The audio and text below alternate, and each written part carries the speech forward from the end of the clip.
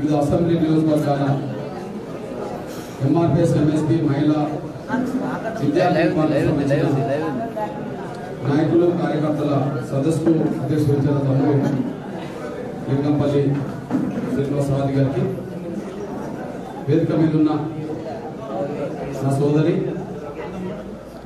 దాదాపు 2 దశాబ్దాల ఎంఆర్పిఎస్ ఉద్యమంలో ప్రతి కార్యక్రమంలోనూ, ప్రతి బాధలోనూ, ప్రతి సంతోషంలోనూ మన జాతి సోదరిగానే అన్ని విషయాల్లో పాల్పంచుకుంటూ మనకు అండదండలు అందిస్తున్న విజయక్క గారికి, మన ముందు తమ సందేశం ఇచ్చి ఇక్కడ నుండి వెళ్ళిపోయి ఇంకా ప్రచార కార్యక్రమం ఉండాల్సిన మెదక్ బీజేపీ పార్లమెంటు అభ్యర్థి నాకు సోదరులు, సోదర సమానులు, ఎంఆర్పిఎస్ ఉద్యమంలో ఏ సమస్య వచ్చినా, ఏ ఇబ్బందులు వచ్చినా వాటిని అధిగమించడానికి అన్ని విషయాల్లో చైతన్యంతో వస్తున్న సోదరులు రఘునందరావు గారికి, ఈ వేదిక మీద ఉన్న అందరి పక్షాన సీనియర్ నాయకుడు మాసాయిపేట యాదగిరి గారికి, ఈ సమావేశాలు పాల్గొన్న నా తల్లులు, అక్కలు, చెరలకి,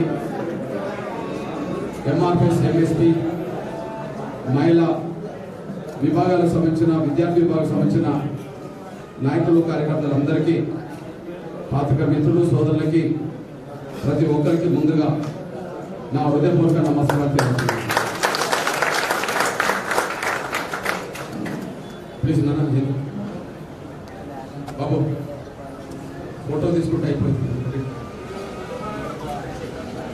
నా సోదరి సోదరులారా, ఉద్యమకారులారా, మే 13వ తారీఖు నాడు పార్లమెంటుకు జరగబోయే ఎన్నికల్లో మనం మెదక్ పార్లమెంటు బీజేపీ అభ్యర్థిగా నిలబడ్డ మన శ్రేయభిలాషి, మన మిత్రుడు, మన సోదరుడు రఘునందరావు అన్న గెలుపు కోసం ఉన్న ఈ 15 రోజుల సమయంలో మన కర్తవ్యం ఎలా ఉండాలనే విషయంలో నిర్ణయం తీసుకోవడానికి సమావేశం ఏర్పాటు చేశారు. అంటే బీజేపీకి మనం మద్దతు ఇస్తున్నాం. బీజేపీ అభ్యర్థిగా సోదరులు రఘునందరావు నిలబడ్డారు. ఆయన గెలుపు కోసం ఈ ఉన్న 15 రోజుల సమయంలో 15 నిమిషాలు కూడా వృధా చేసుకోకుండా ఎలా కష్టపడాలి అనే దాని మీదనే ఈ సమావేశం ప్రధాన ఉద్దేశం అని కూడా మేము విశ్వసిస్తున్నాం.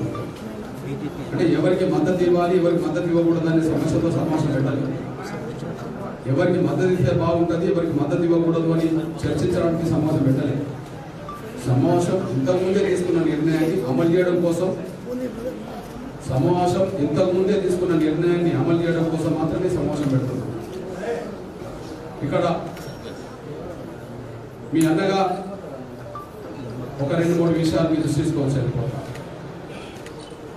ముందుగా గెలుపు కోసం మనం అందరం కలిసి సర్వశక్తులు ఉంటుదాం. ఇప్పుడు నేనే ఒక అభ్యర్థిగా నిలబడ్డాను అనుకో, నా గెలుపు కోసం నేను అహోరాత్రులు కష్టపడతాను. పోనీ మీ అన్నగా నేనే ఇక్కడ నిలబడ్డాను అనుకో, అన్న గెలవాలనే ఆలోచనతో మీరు కూడా సీరియస్గా కష్టపడతారు. లేదా మీలో ఒకరు ఎవరైనా నిలబడ్డారనుకో, ప్రతి ఒక్కరు మీరు గెలవడం కోసం ఎట్లయితే కష్టపడతారు, మీ కుటుంబ సభ్యుల్లో అన్నో, అక్కో, చెల్లో, తమ్ముడో, నానో, అమ్మో ఎవరన్నా ఇట్లాంటి ఎన్నికల్లో, ఎలాంటి ఎన్నికలైనా ఒక పోటీ చేసినప్పుడు వాళ్ళ గెలుపు కోసం, మన కుటుంబ సభ్యుల గెలుపు కోసం ఎట్లయితే కష్టపడతామో, రఘునందన్ గెలుపు కోసం అందరం కలిసి కష్టపడతాం. కుటుంబ సభ్యుల్లో సభ్యుడిగా, మన సోదర సమానుడిగా, మన సోదరుడిగా మనం భావించుకొని అన్న గెలుపు కోసం ఈ 15 రోజుల పాటు ఎవరిని కూడా సమయం వృధా చేసుకోకుండా అందరం కష్టపడదాం. మీతో పాటు నేను ఇంకా మరొకటి 2 సార్లు రావడానికి కూడా అవకాశం ఉన్నది. దయచేసి ఇది గ్రహించి మీ సమయం వృధా చేసుకోకుండా కష్టపడాలని, ప్రజలను చైతన్యం చేసే కాడ, బీజేపీ ఓటు ఇచ్చే కాడ మీరు నిరంతరం శ్రమించాలని చెప్పి నేను కోరడం కోసం మీ దగ్గరకు వచ్చాను. ఇకపోతే ఈ మెదక్ పార్లమెంటు పరిధిలో ప్రధానంగా 3 పార్టీల అభ్యర్థుల మధ్యలో, 3 పార్టీల గుర్తుల మధ్యలో, 3 పార్టీల మధ్యలో ఎన్నికలు జరుగుతున్నాయి. బీజేపీ అభ్యర్థిగా మన సోదరుడు నిలబడ్డాడు, టీఆర్ఎస్ కు అభ్యర్థి ఉన్నాడు, కాంగ్రెస్ కూడా అభ్యర్థి ఉన్నాడు. ఈ 3 పార్టీల్లో మన ప్రధాన సమస్య అయిన వర్గీకరణ పరిష్కారం కావాలంటే, పరిష్కారం కావాలంటే మనం నమ్ముకున్నది బీజేపీని, మనం నమ్ముకున్నది పెద్దయిన మోడీ గారిని. బట్ ఆయన మీద విశ్వాసంతో, మన సోదరుడి మీద అభిమానంతో బీజేపీ అభ్యర్థికి మనం ఓటేయాల్సిన అవసరం. ఇక్కడ దాదాపు 5 నెలల క్రితమే మనం ఒక నినాదం ఇచ్చాము. 5 నెలల క్రితమే మనం నినాదం ఇచ్చాము. మనం నవంబర్ 11న జరిగిన హైదరాబాద్ విశ్వరూప మహాసభలో సభా వేదిక మీదనే గౌరవ పెద్దలు నరేంద్ర మోడీ గారు ఉన్నప్పుడే, ప్రధానమంత్రి గౌరవ నరేంద్ర మోడీ గారు ఉన్నప్పుడే నో కాంగ్రెస్ నో బీఆర్ఎస్ అని ప్రకటించారు. Only BJP, only Narendra Modi గారు అని చెప్పి మనం అనుకూలంగా మాట్లాడాము.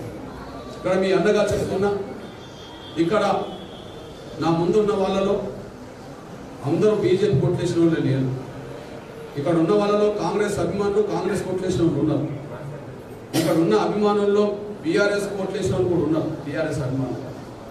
కానీ ఇప్పుడు నువ్వు బీఆర్ఎస్ అయినా మన వాళ్ళు బీజేపీ కొట్టేయండి, మీరు కాంగ్రెస్ అయినా మన వాళ్ళు ఈసారి బీజేపీ కొట్టేయండి. ఎందుకంటే మన జాతి గెలవాలి, మన జాతి బాగుపడాలంటే.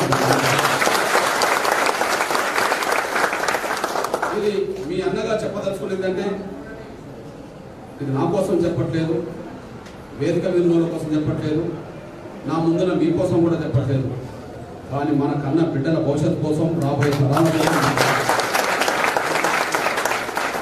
మన కన్న బిడ్డల కోసం, రాబోయే 100 తరాల బిడ్డల భవిష్యత్తు కోసం నేను చెప్తున్నాను.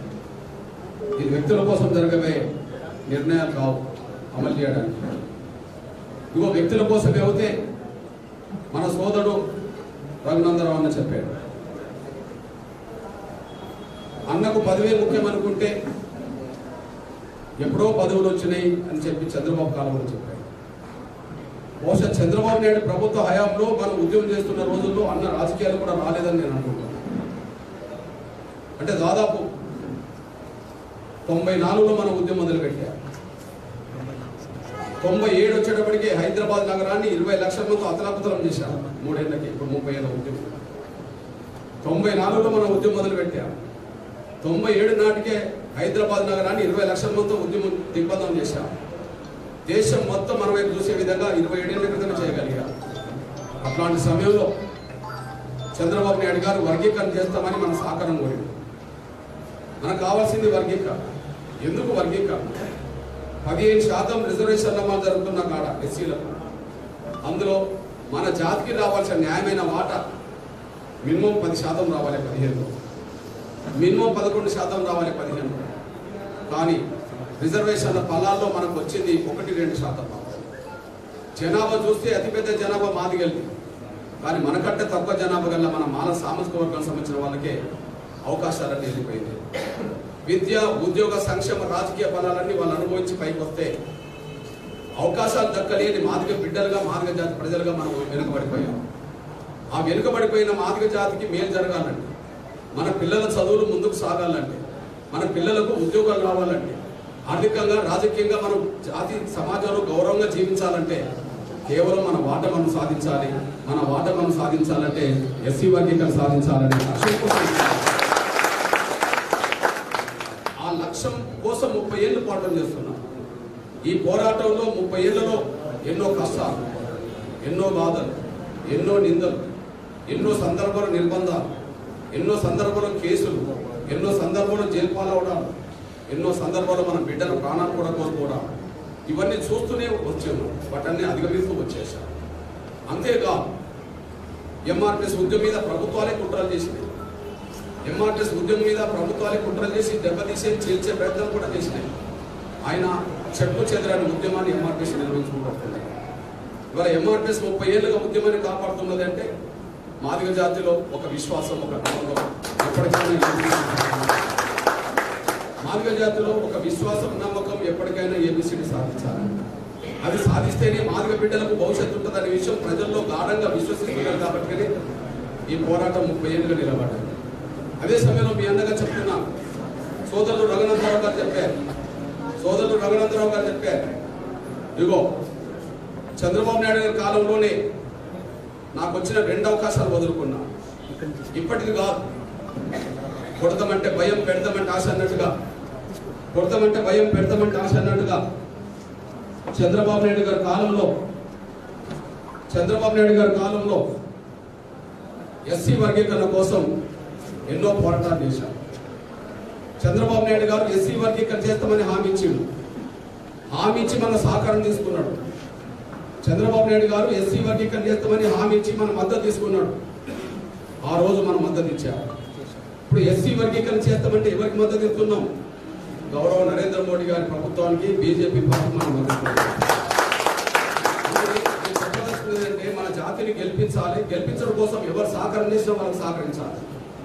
మన జాతిని గెలిపించడం కోసం, మన జాతి గెలవడం కోసం ఎవరు మనకు మద్దతు ఇచ్చినా వాళ్ళకి మనం అండగా నిలబడాలని చెప్పి 97-98లో జరిగిన పోరాటంలో చంద్రబాబు నాయుడు గారు ఏబిసిడి చేస్తామని ముందుకు వచ్చారు. ఇప్పుడు చూడండి, ఇప్పుడు మన సమావేశం బీజేపీకి మద్దతు ఇవ్వడం కోసం జరుగుతున్న సమావేశం, అన్న రఘునందరావు అన్నను గెలిపించడం కోసం జరుగుతున్న సమావేశం. కానీ మద్దతు చూడండి, చంద్రబాబు నాయుడు గారు ఎస్సీ వర్గీకరణ చేస్తామని మన సహకారం కోరితే 98లోనే చంద్రబాబు నాయుడు గారికి మద్దతు ఇచ్చారు. మిత్రులు గెలిపిద్దాం, శత్రువులు ఓడిద్దాం. ఇప్పుడు కూడా కదే నిన్నారు. మిత్రులు ఎవరు? ఇప్పుడు మనకు బీజేపీ. శత్రులు ఎవరు? కాంగ్రెస్, బీఆర్ఎస్. ఇప్పుడు క్లియర్గా ఉన్నది మనకు. అంటే 98లోనే చంద్రబాబు నాయుడు గారు మన సహకారం కోరితే ఆయనకు మద్దతు ఇచ్చాడు. ఆయన ఏబిసిడి చేశాడు. ఆయన మాట నిలబెట్టుకున్నాడు. 22 ఏళ్ళ ఉద్యోగాలు వచ్చినాయి, చదువుకునే అవకాశాలు ఆ కాలంలో పెరిగినాయి. అదొక అంశం. కానీ మీ అన్నగా చెప్తున్నాను, ఆ చంద్రబాబు నాయుడు గారు ఏబిసిడి వర్గీకరణ కోసం మనం మద్దతు తీసుకున్న చంద్రబాబు నాయుడు గారు కృష్ణా నేను ఏబిసిడి చేస్తా, మీ సహకారం కావాలని చెప్పడమే కాదు, కోరడమే కాదు, నీకు ఎంపీ టికెట్ అని చెప్పి నాకు ఎంపీ టికెట్ ఇవ్వబోయాడు. 98లో పార్లమెంట్ ఎన్నికలు వచ్చిన సమయంలో పెద్దపల్లి ఎస్సీ నియోజకవర్గం నుంచి నాకు పెద్దపల్లి పార్లమెంట్ డిక్లేర్ చేశాను. అప్పుడు నేను ఒక స్టేట్మెంట్ ఇచ్చాను, అయ్యా చంద్రబాబు నాయుడు గారు, మీరు ఇచ్చే ఎంపీ అనే 2 లక్షల కంటే నేను కోరుకునే ఏబిసిడి అనే 4 లక్షలు నాకు ముఖ్యం. ఎంపీ అయితే నేను బాగుపడతా, ఏబిసిడీలు అయితే నా జాతి బాగుపడుతుంది. నా కుటుంబం, నా చుట్టూ 100 మంది బాగుపడతారు. కానీ ఎప్పటికైనా వర్గీకరణ సాధిస్తే నా జాతి 100 తరాలు బాగుపడుతుంది. ఆనాడు వదులుకున్నాం. ఆనాడు ఇప్పుడు విజయగా ఒక చెల్లెలాగా నాకు ఎట్లయితే ఉన్నదో, ఒక మాదిగ సామాజిక వర్గానికి సంబంధించిన డాక్టర్ సుగుణకుమార్ అనే మన ఆడబిడ్డ వచ్చి, అన్నా నువ్వు టికెట్ తీసుకోవాలని పేపర్లోకి వచ్చింది కాబట్టి నాకు అవకాశం ఇప్పించు, నీ చెల్లెని అనుకోని చెప్తే ఆయన చంద్రబాబు నాయుడు గారి దగ్గర తీసుకెళ్లి పరిచయం చేస్తే ఆమెకి ఎంపీ టికెట్ వచ్చింది. 2 సార్లు ఎంపీ అయిపోయింది. ఆమె ఎంపీ అయిపోయింది, మాజీ కూడా అయిపోయింది. నేను కూడా మాజీ. సమస్య అది కాదు, జాతికి వర్గీకరణ జరగాలి. 99లో నాకు చంద్రబాబు నాయుడు గారు వర్గీకరణ చేస్తాను కృష్ణ, నువ్వు ఈ రాజ్యసభ తీసుకోవాలని చెప్పేశాడు. రాజ్యసభ నాకు వద్దని చెప్తే సూర్యాపేట నుంచి ఆకార సుదర్శన్ రెడ్డి అయిన ఒక ఎమ్మెల్యే ఉండే, ఆయన మన మాజీ ఎమ్మెల్యే ఓడిపోయిండు. అప్పుడు నా ప్రకటన చూసిండు, నాకు రాజ్యసభ వద్దంటే ఆయన ఆ ప్రకటన చూసి, తమ్ముడు నేను ఓడిపోయినాను, కష్టాల్లో ఉన్నాను, దయచేసి నువ్వు నాకు సహకరించమంటే ఆయన తీసుకెళ్లి చంద్రబాబు గారికి అప్పచెప్తే ఆయన రాజ్యసభ అయిపోయాడు. చంద్రబాబు నాయుడు గారు వర్గీకరణ చేసినాక వర్గీకరణను కాంగ్రెస్ వచ్చినాక రద్దు చేయించింది. మళ్ళా కాంగ్రెస్ ప్రభుత్వంలో వర్గీకరణ రద్దు చేస్తే మళ్ళీ తిరిగి నిలబెట్టడం కోసం జరిగిన పోరాటంలో రాజశేఖర్ గారు ఎన్నో సందర్భాల్లో వర్గీకరణ చేస్తామని మాటిచ్చాడు. ఎన్నో సందర్భాల్లో వర్గీకరణ చేపిస్తానని మాటిచ్చాడు. ఇక్కడ ముఖ్యమంత్రి రాజశేఖర్ గారు, అక్కడ ప్రధానమంత్రి మన్మోహన్ సింగ్ గారు. ఇక్కడ ప్రభుత్వం వాళ్ళదే, అక్కడ ప్రభుత్వం వాళ్ళదే. 2004, 2014 మధ్యలో 10 ఏళ్ళు వీళ్ళు ఇక్కడనే ఉన్నారు కాంగ్రెస్, అక్కడ వాళ్ళు ప్రభుత్వం కాంగ్రెస్.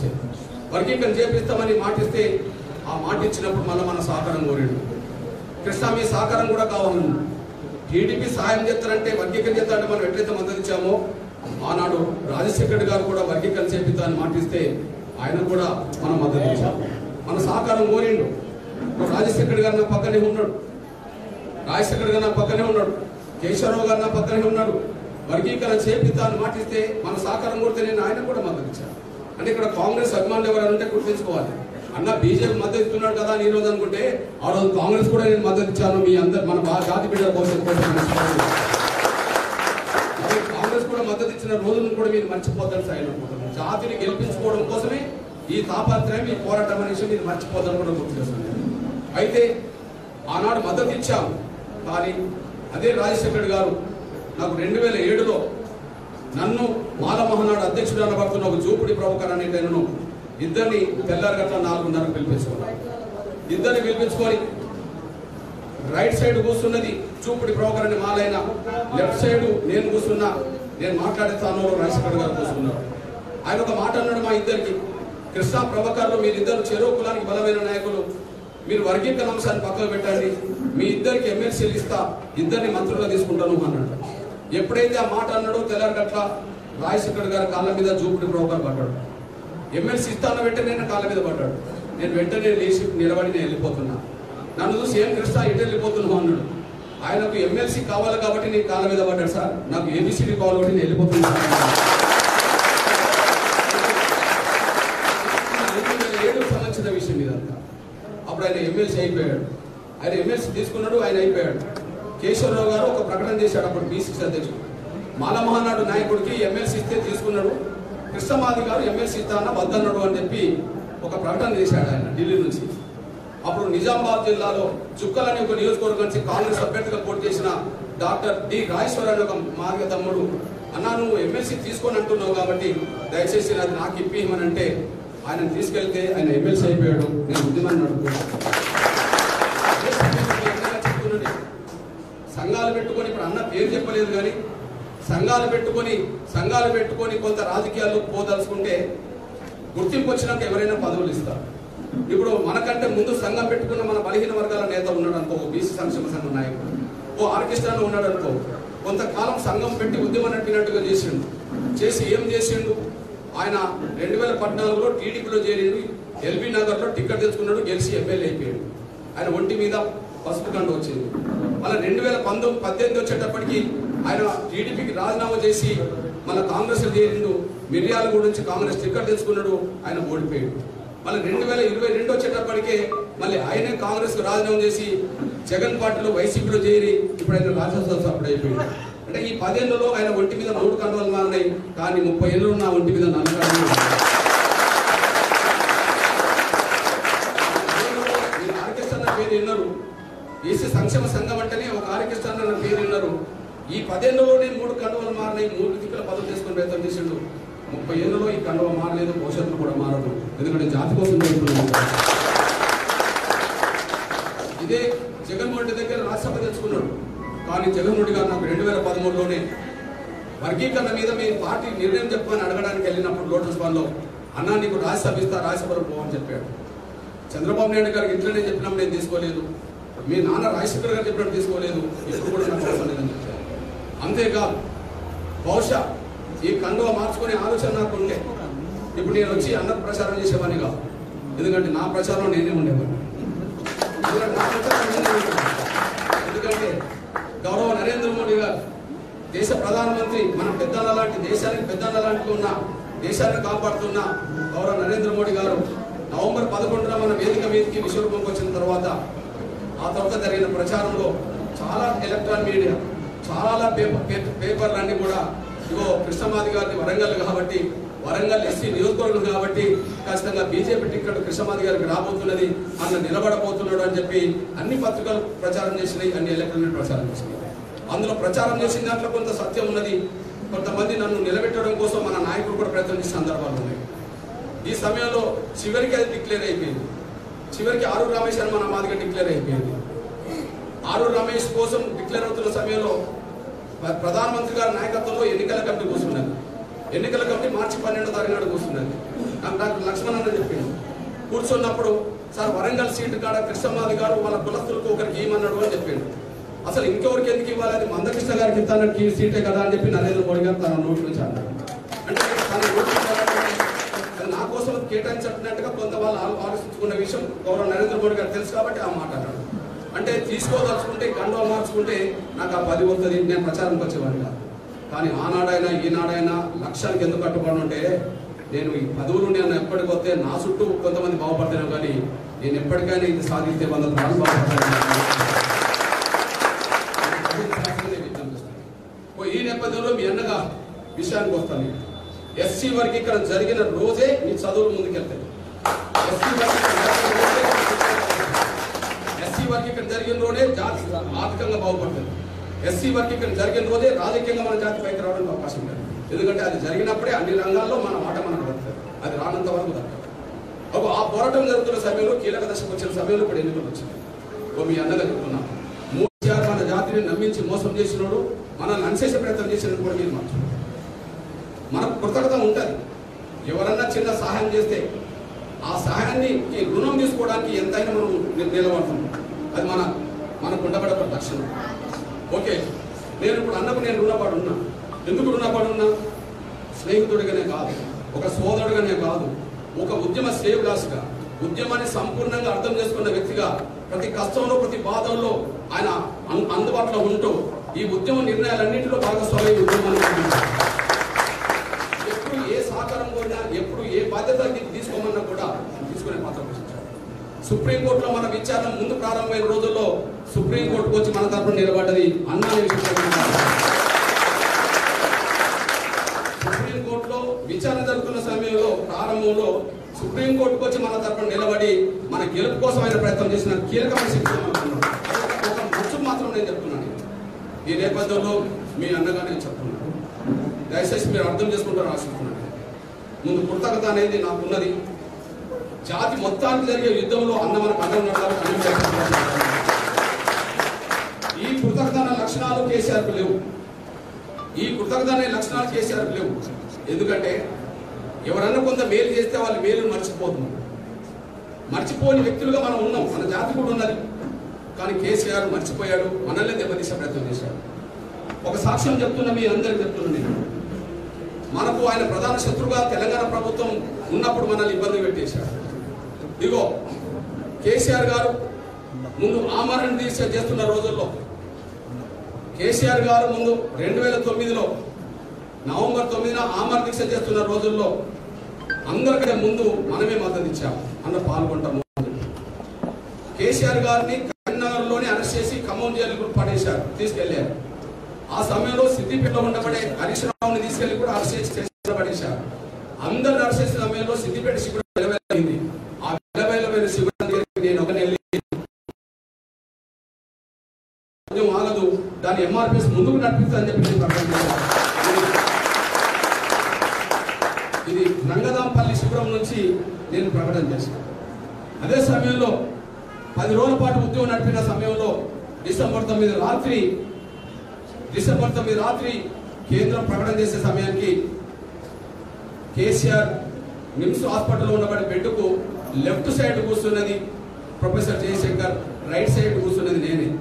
దాదాపు 3-4 గంటల పాటు జరిగిన చర్చల అనంతరం ప్రకటన వచ్చిన తర్వాత కేసీఆర్ ఆ ప్రకటన టీవీలో చూసి ఆయన కళ్ళలో కొంత నీళ్లు తీసుకుంటూ నన్ను దగ్గరికి రమ్మన్నాడు. నేను దగ్గరకు వచ్చాను. నన్ను లేపు కృష్ణ సైగ చేసిండు. ఆయన లేపుతున్నా, ఆయన లేపుతుంటే వంగి నా చేయి ముద్దాడుతున్నప్పుడు ఆయన కళ్ళ నీళ్ళు నా దోషంలో పడ్డాయి. కృష్ణ, నాకు ఉద్యమ స్ఫూర్తి నేర్పింది జయశంకర్. ఉద్యమం కష్టాలు ఉన్నప్పుడు ఆదుకున్నది నువ్వు ఒక్కడే కాబట్టి నీతోటి జయశంకర్ గారితో నిమ్మరసం తీసుకుంటా. కింద మన ఉద్యోగస్తులు కానీ ఎవరైనా కార్యకర్తలకు కింద పిలుచుకోమని చెప్తే అప్పుడు కొంతమందిని పిలుచుకుంటే వాళ్ళు మేమిద్దరం కలిసి కేసీఆర్కు నిమ్మరసం ఇచ్చి దీక్ష విరమించాం. కేసీఆర్కు నిమ్మరసం ఇచ్చి దీక్ష విరమించాం. ఇది ప్రధాన సాక్ష్యం అనేసి కూడా మీరు మర్చిపోదని సరే అనుకుంటున్నాను. అంతేకాదు, మీరు ప్రొఫెసర్ కోదండరాం పేరు విన్నాం. ప్రొఫెసర్ కోదండరాం పేరు అంతకుముందు చాలా మంది మేధావులు తెలుసు, కానీ సామాన్యులందరూ తెలియదు. కేవలం పొలిటికల్ చేసి చైర్మన్ అయిన తర్వాతనే ఆయన అందరికి తెలిసిన విషయం మనందరికీ తెలుసు. పొలిటికల్ చేసి డిసెంబర్ 24 ఏర్పడింది. పొలిటికల్ చేసి ఏర్పడిన రోజు మీ అన్నగా చెప్తున్నా నేను, టీఆర్ఎస్ ఎంఆర్పిఎస్ఏ అన్న కీలకమైన పాత్ర పోషించింది. ఎగ్జాంపుల్, పొలిటికల్ చేసి ఏర్పడిన రోజు 1000 మంది ఇట్లా ముందు కూర్చున్నారు. ఇట్లా ముందు వరుసలో 10 మంది ఉన్నాం, వెనక 2-3 వరుసలు ఉన్నాయి. అప్పుడు ఏం జరిగిందంటే సభాధ్యక్షుడు కోదండరాం ఇట్లా ఉంటాడు నా స్థానంలో. ఇగో రైట్ సైడ్ కూర్చున్న అన్న స్థానంలో నేను కూర్చున్నా. అటువైపు చాలా మంది ఉన్నారు. లెఫ్ట్ సైడ్ కూర్చున్న అక్క స్థానంలో కేసీఆర్ కూర్చున్నాడు, ఇటువైపు చాలా మంది ఉన్నారు. అంటే ముందు వరుసలో 10 మంది ఉండవచ్చు, అటు ఇటు వెనుక 40 మంది ఉండవచ్చు, వేల మంది ఇక్కడ ఉండవచ్చు. కానీ పొలిటికల్ చైర్మన్ గా ఆయన ఉంటే, సభాధ్యక్షుడు ఉంటే, రైట్ కూర్చున్నది నేను, లెఫ్ట్ కూర్చున్నది కేసీఆర్ అంటే పొలిటికల్ చేసే ఏర్పాట్లో కుడి ఎడమగా పనిచేసింది, భుజం కలిపి పనిచేసింది ఎంఆర్పీఎస్ టీఆర్ఎస్ అనడానికి. అంటే ఆయన నిమ్మరసం ఇచ్చి ప్రాణాలు నిలబెట్టాం, పొలిటికల్ చేసే ఏర్పాట్లో కీలకమైన పాత్ర పోషించాం. కానీ తెలంగాణ వచ్చిన వెంటనే ఆయనే మనల్ని వేధించిండు, ఆయనే మనల్ని ఇబ్బంది పెట్టే ప్రయత్నం చేశాడు. తప్పు మనది కాదు, ఆయనదే తప్పు. ఆయన ఉద్యమం నడుతున్నప్పుడు మనం ఆయన కండకున్నాం. కానీ ముఖ్యమంత్రి అయినాక దళితులను మోసం చేసిందనే విషయం అర్థమైనప్పుడు ఆయన ఎదుర్కొన్నాం. మనందరికీ తెలుసు, తెలంగాణ రాష్ట్రం ఏర్పడితే దళితుల్నే ముఖ్యమంత్రి చేస్తామనే మాట కేసీఆర్ ఒక్కసారి కాదు 1000 సార్లు అన్నాడు. అప్పుడు అన్ని పార్టీలు కేసీఆర్ ముఖ్యమంత్రి అయిన రోజు జూన్ 2, 2014 అన్ని పార్టీలు ఆయనను అభినందించడానికి పూలు పట్టుకొని బొకేలు పట్టుకొని వెళ్ళి అభినందించారు. కానీ ఎంఆర్పీఎస్ మాత్రమే ఈ తెలంగాణలో దళితులను మోసం చేసిన నంబర్ 1 మోసగాడు కేసీఆర్ చీటర్ అని చెప్పి తెలంగాణ వచ్చిన రోజు పండుగలు చేసుకుంటున్నారు అందరు కలిసి. కానీ ఎంఆర్పీఎస్ మాత్రం నల్ల జెండాతో నిరసన వ్యక్తం చేశారు. అంటే మోసం చేసాడు అని చెప్పి కేసీఆర్ కొంత కక్ష పెట్టుకున్నాడు. అందరూ నన్ను అభినందిస్తుంటే కృష్ణమాదిగా ఒక ఎంఆర్పీఎస్ మాత్రమే నన్ను నిరసన వ్యక్తం చేసింది నాకు అని చెప్పి ఆయన కక్ష పెట్టుకున్నాడు. 6 నెలలు తిరగక ముందే డాక్టర్ రాజన్నను డిప్యూటీ సీఎం హోదా నుంచి బర్తరఫ్ చేశాడు. ఏ కారణాల వల్ల బర్తరఫ్ చేసినో చెప్పని చెప్పి గట్టిగా ఎదుర్కొన్నది ఎంఆర్పీఎస్ మాత్రమే. కానీ దాని సమాధానం చెప్పలేదు, కానీ కక్ష పెట్టుకున్నాడు. 3 ఎకరాల భూ పంపిణీ దళితులకు గిరిజనులకు హామీ ఇచ్చి ఎన్నికల్లో ప్రచారం చేసుకున్నాడు. మరి ఏమైంది నీ 3 ఎకరాల భూమి అని చెప్పి ఎందుకు పంపిణీ చేస్తారని చెప్పి అడిగింది, నిలదీసింది ఎంఆర్పీఎస్. కక్ష పెట్టుకున్నాడు. అదే సమయంలో కరోనా కాలంలో ప్రతిపక్షాలు రోడ్డు మీదకి రావని చెప్పి మన ప్రభుత్వం గత ప్రభుత్వం పంచిన అసైన్మెంట్ భూములని ప్రకృతి వనాల పేరుతో, శ్మశాన వేదికల పేరుతో, రైతు వేదికల పేరుతో, వాటి పేరుతో, వీటి పేరుతో మన భూములే గుంజుకుంటుంటే కరోనా కాలంలో రోడ్డు మీదకి వచ్చి దాన్ని కాపాడే ప్రయత్నం చేసింది ఎంఆర్పీఎస్. అంటే ఏ ప్రతిపక్షం నాకు వ్యతిరేకంగా మాట్లాడతలేదు, కానీ దళిత ముఖ్యమంత్రి గారు నన్ను నిలదీసింది ఎంఆర్పీఎస్. అదే రాజన్నను బర్తరఫ్ చేస్తే నన్ను నిలదీసింది ఎంఆర్పీఎస్. 3 ఎకరాల భూ పంపిణీ ఎందుకు చేయలేదని చెప్పి ఎంఆర్పీఎస్ నిలుస్తున్నది. మరోవైపు నేను ప్రభుత్వ భూములన్నీ దళితులకు పంచిన ప్రభుత్వ భూములన్నీ నేను గుంజుకుంటుంటే నాకు అడ్డుపడుతున్నది ఎంఆర్పీఎస్ అని చెప్పి కక్ష మనకు పెట్టుకున్నాడు. అంటే ప్రతిపక్షాలు కూడా ఆయన మీద యుద్ధం చేయలేని రోజుల్లో ఎంఆర్పీఎస్ మాత్రం మన ప్రజల సమస్యలు యుద్ధం చేశారు. ఈ నేపథ్యంలో ఆ కక్ష పెరిగి ఎంత దూరం వచ్చిందంటే మనల్ని 2 సార్లు అరెస్ట్ చేసి జైలు పెట్టే కాడికి వచ్చేసి కక్ష పెట్టుకొని మన 2 సార్లు జైలు పెట్టాడు. ఆ జైలు పెట్టిన సందర్భం ఏందో ఒకసారి మీరు చూడండి. ఇగో ఒక రోజు నవంబర్ 6, 2017 మన అన్ని జిల్లాలో ధర్నాలు జరుగుతున్నప్పుడు హైదరాబాద్ కలెక్టర్ కార్యాలయం ముందు మన పార్టీ మాదిగా ధర్నాలు పాల్గొన్నది. పైన నినాదం ఇస్తూనే కింద కుప్పకూలిపోయి చనిపోయింది. పోలీసుల తోపులాట్లో కింద పడి చనిపోయింది. ఇగో నినాదం ఇస్తూ పిడికిలు బిగించిన ఫోటో చూడండి, కింద పడ్డ చనిపోయిన ఫోటో కూడా మీరు చూడండి. అదే రోజు కేసీఆర్ గారు అసెంబ్లీ ప్రకటన చేశాడు. 2 రోజులు అఖిలపక్షం తీసుకెళ్లి కేంద్రాన్ని ఒప్పించి వర్గీకరణ చేపిద్దామని అసెంబ్లీలో చెప్పేశాడు. కానీ 1 నెల రోజులు దాటింది పోలేదు. 1 నెల రోజులు దాటింది పోకపోతే మనం ఎదుర్కొన్నాం, ఒక ధర్నా చేశాం. ఎందుకు వెళ్ళలేదు, మా సమస్య పరిష్కారానికి నువ్వు హామీ ఇచ్చావు కదా అని చెప్పి ఒక ధర్నా చేస్తే మన ధర్నా శిబిరం మీదకి పోలీసు వాళ్ళందరినీ పంపించి నాతో పాటు వందలాది మంది కార్యకర్తలు అరెస్ట్ చేసి 1 నెల రోజుల పాటు జైల్లో పెట్టేశాడు. అంటే ఎప్పటి నుండో ఎదురు చూసుకుంటూ కూర్చున్నాడు కదా, ఎప్పుడన్నా అవకాశం దొరికితే అరెస్ట్ చేసి జైల్లో పెడదామని చెప్పి. నువ్వు ఎందుకు పోలేదని రోడ్డు మీద ధర్నా చేసినందుకే మనల్ని అరెస్ట్ చేసి కేసులు పెట్టి ఒకసారి జైలుకు పంపాడు. 1 నెల రోజులు జైల్లో ఉన్నాం. అప్పుడు రఘునందరావన్నతో పాటు విశాఖతో పాటు తెలంగాణలో ఉండబడే అన్ని రాష్ట్రాలకు సంబంధించిన మన వాళ్ళు కూడా వచ్చి పలకరించారు. వాళ్ళకి నేను అప్పుడు కూడా ధన్యవాదాలు చెప్పేశాను. ఆ కృతజ్ఞత కూడా మనకు ఉండాలనే విషయం కూడా మనం మర్చిపోతాం. ఆ తర్వాత నేను మళ్ళా కోర్టు బెయిల్ తీసుకొని బయటకు వచ్చాను. వచ్చిన తెల్లారి మన ఆఫీసులో కూర్చున్నాను. ఆఫీసులో కూర్చుంటే ఆఫీసుకు మళ్ళీ పోలీసు వాళ్ళని పంపించి తెల్లారే జైలు నుండి వచ్చిన తెల్లారే ఆఫీసులో కూర్చుంటే వాళ్ళ కోడి పిల్లలు కదా గద్దెలు ఎగరేసుకెళ్ళినట్టుగా వందలాది మంది పోలీసులు వచ్చి నన్ను అరెస్ట్ చేసి వాళ్ళ భుజాల మీద ఎక్కించుకొని మళ్ళీ తీసుకెళ్లి కేసు పెట్టి జైలు పంపేశాడు. మళ్ళీ 1 నెల రోజులు జైల్లో ఉన్నాను. 1 నెల రోజులు జైల్లో ఉన్నప్పుడు అసెంబ్లీలో చర్చ జరిగింది. అసెంబ్లీలో గౌరవ కిషన్ రెడ్డి గారు ప్రశ్నించాడు. ఏమని, అయ్యా కేసీఆర్ గారు, నువ్వు పదే మందకిస్తను అరెస్ట్ చేసి జైల్లో పెట్టి ఇబ్బందులు పెడుతున్నావు. ఆయనకి నిమ్మరసం ఇచ్చినోడు తెలంగాణ ఉద్యోగంలో కీలకమైన పాత్ర పోషించాడు. ఇట్లా నువ్వు అరెస్ట్ చేయించి ఇబ్బంది పెట్టడం అని తప్పు అని మాట్లాడితే కేసీఆర్ అహంకారంతో ఊగిపోతే ఏం మాట్లాడినంటే, అవును మందకిస్తను అరెస్ట్ చేయించాను, నిర్దాక్షిణ్యంగా అనిచేశారు. భవిష్యత్తులో కూడా అనిచేస్తా 100% ఆయన పని అయిపోయిందని ప్రకటన చేశారు. మందకృష్ణ పని అయిపోయిందని చెప్పి ప్రకటన చేశారు. అవును, నేను అరెస్ట్ చేయించాను, నిర్దాక్షిణ్యంగా అనిచేశాను, భవిష్యత్తులో కూడా అనిచేస్తాను, 100% మందకృష్ణ పని అయిపోయిందని ఆయన ప్రకటన చేశాడు. మన పని అయిపోలేదు కానీ ఇప్పుడు ఆయన పని మాత్రం అయిపోయినట్టుగానే కనిపిస్తుంది.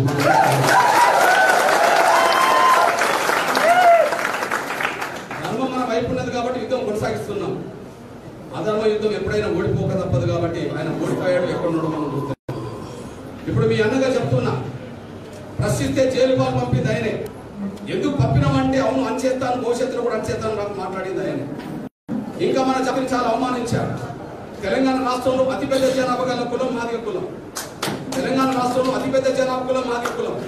కేసీఆర్ గవర్నమెంట్ లో ఎంత అవమానం జరిగిందంటే 18 మంది మంత్రులు ఉంటే కేసీఆర్ గవర్నమెంట్ లో 18 మంది మంత్రులు ఉంటే అందులో ఒక్క మాదిగ మంత్రి లేకుండా పోయాడు. రాజన్నను బర్తరఫ్ చేసిన తర్వాత ఒక మాదిగ మంత్రి కూడా లేకుండా పోయాడు. ఆ మాదిగ మంత్రి లేడు కానీ చూడండి, కేసీఆర్ మంత్రి, ముఖ్యమంత్రి, వాళ్ళ కొడుకు మంత్రి, వాళ్ళ అల్లుడు మంత్రి, ఎర్రబల్లి దయాకర్ మంత్రి, వాళ్ళ సామాజిక వర్గం నుంచి 4 ఉన్నారు. దళితుల్లో మనకంటే తక్కువ జనాభా గల మాల సోదరులు కూడా కొప్పుల ఈశ్వర్ అని ఒక మాల సోదరుడు ఉన్నాడు. ఇక రెడ్డి సామాజిక వర్గానికి అయితే ఒక కులానికే 7 పెట్టుకున్నాడు. ఒక్క కులానికి 7 ఇచ్చిండు మంత్రులు చేసుకున్నాడు. మీ అన్నగా చెప్తున్నా, నేను మహబూబ్ నగర్కి వెళితే ఉమ్మడి మహబూబ్ నగర్ జిల్లా వనపర్తి ఉంటుంది. వనపర్తి నుంచి గెలిచిన నిరంజన్ పదవి ఇచ్చాడు. మహేశ్వరం వస్తే సవిత ఇంద్రెడ్డిని మంత్రి చేసిండు. అటువైపు పెట్టిపోతే జగదీష్ రెడ్డిని మంత్రి చేశాడు. ఇటువైపు మనకు దగ్గరికి వెళ్ళిపోతే మేడ్చల్ నుంచి మల్లా రెడ్డిని మంత్రి చేసిండు. మంత్రి చేసిండు. నిజామాబాద్ అవతల అంటే బాల్కొండ అవతల నిర్మల్కి వెళ్తే ఆ నిర్మల్లో ఇంద్రకరణ్ రెడ్డిని మంత్రి చేసిండు. ఎమ్మెల్యేలు గెలిచిన 6 రెడ్లను మంత్రి చేసిండు. ఇంకా వాళ్ళకి తక్కువ ఉన్నదని చెప్పి ఎమ్మెల్సీగా ఉండబడే పట్నం మహేందర్ రెడ్డిని కూడా మరో మంత్రి చేసిండు. అంటే ఒక రెడ్డి కులానికి 7 మంత్రులు చేసుకున్న కేసీఆర్ గారు మాదిగలకు ఒక్కరికి అవకాశం ఇవ్వలేదంటే మన జాతీయ రన్ చేసినట్టు. దళితులు మోసం చేసినోడు ముఖ్యమంత్రి విషయంలో, రాజన్నను బర్తరఫ్ చేసినోడు, అదే సమయంలో 3 ఎకరాల భూ పంపిణీ చేయలేను, ఉన్న భూములను గుంజుకునే ప్రయత్నం చేసినోడు, వర్గీకరణ మీద ఎందుకు వెళ్ళలేదంటే అరెస్ట్ చేయించినోడు, ఎందుకు అరెస్ట్ చేసినావు అంటే భవిష్యత్తు కూడా అనిచేద్దామని అహంకార ప్రకటన చేసినోడు, 7 రెడ్లను మంత్రులు చేసుకున్న కేసీఆర్ గారు ఒక మాదిగనికి ఇవ్వకపోవడం అంటే మాదిగ జాతికి కేసీఆర్ ప్రధాన శత్రువుగా ఆయన భావించుకోవాల్సి వచ్చింది. కేసీఆర్ ఆయన వల్ల లాభం కంటే నష్టం జరిగినప్పుడు, లాభం కంటే నష్టం ఎక్కువ జరిగినప్పుడు ఆయనకు ఆయన నిలబెట్టిన అభ్యర్థికి ఇప్పుడు ఓట్లు వేసిన కర్మ మనకేం లేదనేసి కూడా మీరు మర్చిపోతారు. ఆయనకు ఆయన నిలబెట్టిన అభ్యర్థికి మాదిగలు ఎవరు ఓట్లు వేసిన కర్మ మనకు లేదని కూడా మీరు మర్చిపోతారు. అందులో నో బీఆర్ఎస్ అని అనడానికి కారణం, నో బీఆర్ఎస్ అనడానికి కారణం ఆయన 10 ఏళ్ల ప్రభుత్వ పాలనలో జరిగిన అన్యాయాలే అందుకు కారణం అనే విషయం కూడా మీరు మర్చిపోతారు సార్. ఇక రెండో విషయం మీ అందరికీ చెప్తున్నాం, ఎన్డీఏ కూటమి ఇండియా కూటమికి నాయకత్వం అవుతున్న పార్టీ కాంగ్రెస్ అనుకుంటే, ఎన్డీఏ కూటమికి నాయకత్వం అవుతున్నది బీజేపీ అనుకుంటే, దీనికి రాహుల్ గాంధీ గారు మల్లికార్జున ఖర్గే దీనికి నాయకులు, కానీ గౌరవ నరేంద్ర మోడీ గారు మాత్రం బీజేపీకి ఎన్డీఏ కూటమికి నాయకుడు. ఇప్పుడు మనం నమ్మదగ్గింది, మనం విశ్వసించేది నరేంద్ర మోడీ గారినే తప్ప కాంగ్రెస్ కాదనేసి కూడా మీరు మర్చిపోదని జరిగేది నరేంద్ర మోడీ గారు తప్ప ఇంకో జరగదని కూడా మీకు తెలుసుకుంటున్నాను. అందుకు కారణాలు ఏదో మీరు దృష్టికి తీసుకొస్తున్నాను. నేను ఇప్పుడు చెప్తున్నా కదా, ఇప్పుడు బీజేపీ మద్దతు ఇస్తున్నట్టుగానే ఆ రోజు రాజశేఖర్ గారు కోరితే మనం మద్దతు ఇవ్వలేదా? ఈ రోజు బీజేపీ మద్దతు ఇస్తున్నట్టుగానే ఆ రోజు రాజశేఖర్ గారు కోరితే కాంగ్రెస్ మద్దతు ఇవ్వలేదా? మీకు చూపించారు కదా. కానీ ఇప్పుడు ప్రధానమంత్రి ఎవరు? గౌరవ నరేంద్ర మోడీ గారు. మరి ప్రధానమంత్రి ఎవరు? అప్పుడు ప్రధానమంత్రి ఎవరు? మన్మోహన్ సింగ్ గారు. ఇప్పుడు ప్రధానమంత్రి గారి దగ్గరికి వెళ్ళి మనం సమస్య మీద మాట్లాడినట్టుగానే ఆనాడు గౌరవ ప్రధానమంత్రి మన్మోహన్ సింగ్ గారి దగ్గర కూడా అన్ని పార్టీలు తీసుకెళ్లి మాట్లాడిన సందర్భాలు 4-5 సార్లు ఉన్నాయి. అన్ని పార్టీలను తీసుకెళ్లి మాట్లాడిన సందర్భాలు 4-5 సార్లు ఉన్నాయి. చేస్తా చెప్పడమే తప్ప చేయలేదు. అదే సమయంలో మీ అన్నగా చెప్తున్నా, యూపీఏ ప్రభుత్వానికి నడిపించింది ఎవరు? యూపీఏ చైర్పర్సన్ సోనియా గాంధీ గారు.